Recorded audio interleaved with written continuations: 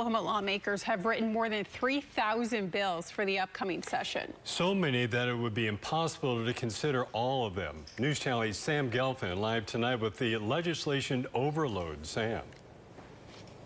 Mark, Brenna, Oklahoma state senators submitted 1,116 bills this year. That's roughly 11 bills per senator. Even former lawmakers think that is a shocking amount.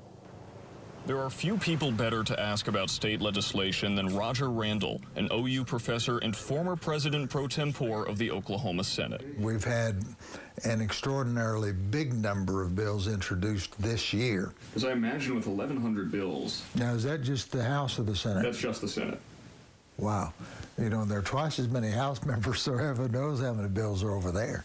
The average bill proposed in the state Senate this year is 10 pages long. If you wanted to print out all of those bills, those 11,000 pages would stack up to here. That's a very difficult number for the senators themselves to keep track of. Randall says the number of bills is growing every single year. But not every bill that's introduced is even intended to be taken seriously. He says some are just meant to grab headlines, while others are meant to spark a conversation. If legislation is designed simply to make political points, that's not helpful to the work of the legislative process. Instead, it creates a legislative backlog, a traffic jam of ideas which could end up hurting Oklahomans. It means that important topics that really should be considered and addressed by the legislature will have a more difficult time getting a hearing. Randall says bills need time to be carefully evaluated before they're passed and maybe even signed into law.